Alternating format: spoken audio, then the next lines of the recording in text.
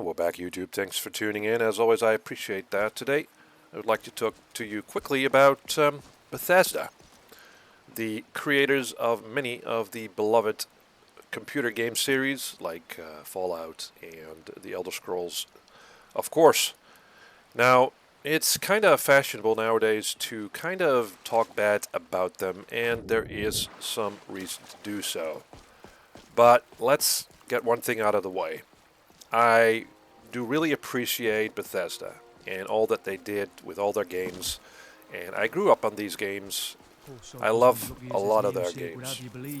So, that being said, some of the stuff that they do I don't agree with, especially the modding. They're dividing the community, I think. The modders that created free content for their games actually fixed their games, and they did it for free. And now Bethesda tries to kind of exploit the modding community by charging for mods. And I think Bethesda should be the last company or developer to do that, really, if they want to keep the goodwill that they have because of their games. But the thing I want to talk to you about isn't really that. Isn't about the modding community. It isn't about their inability to make a technical, bug-free game. That's not the problem.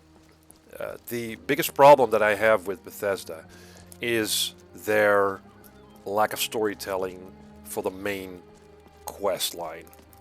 Because their main quest lines in pretty much all of their games kind of sucks, right? Let's go over the Elder Scrolls games, right? Let's forget about the earlier ones, okay? But the more modern ones. The Morrowind game, right?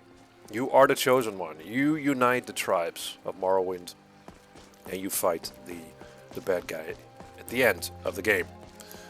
Now we have Oblivion. You are the chosen one to close the gates of Oblivion, and you fight the big monster at the end of Oblivion. Skyrim, you are the Dragonborn, etc. I mean, should I go on with this? Probably not. So, I love the worlds that Bethesda creates for these games. All of them. And I love some of the side content in there as well.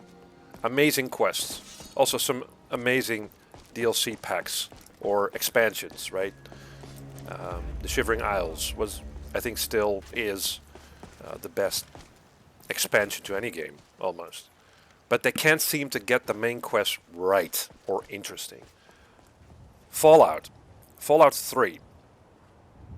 You are a kid who grows up, goes out into the world to find his missing father, right? The quest was over in like 5 hours or something. I don't really care about the length, actually, of a main quest, but make it interesting. But it wasn't. It was like, oh, I found my dad. Oh, he dies. Fallout 4. You are the dad. Your son is missing. You wake up from this cryo sleep.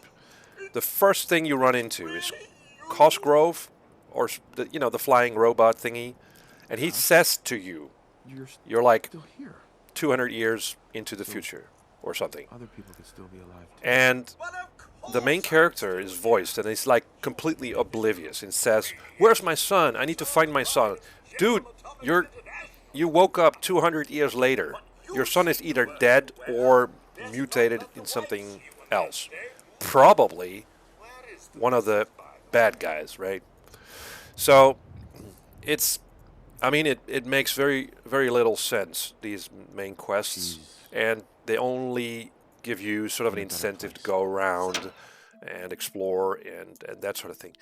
But if you're doing an open world game, sometimes you just want to go through the main quest and finish the game, and that's all.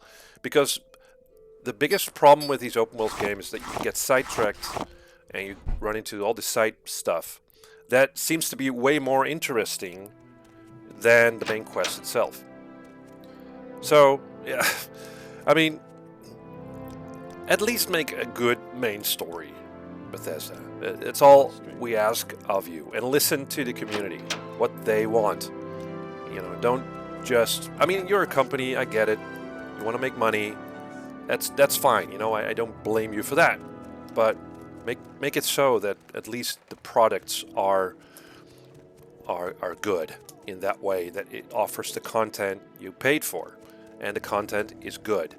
And it seems like now with Starfield out in their first expansion, it kind of feels like that they just kind of cut the corners, and they're selling the corners right now as a DLC or expansion or whatever, with the same kind of assets, maybe some new weapons, some new armors, and and that's it. Go back to that quality of the Shivering Isles. Try and figure out what made that so great.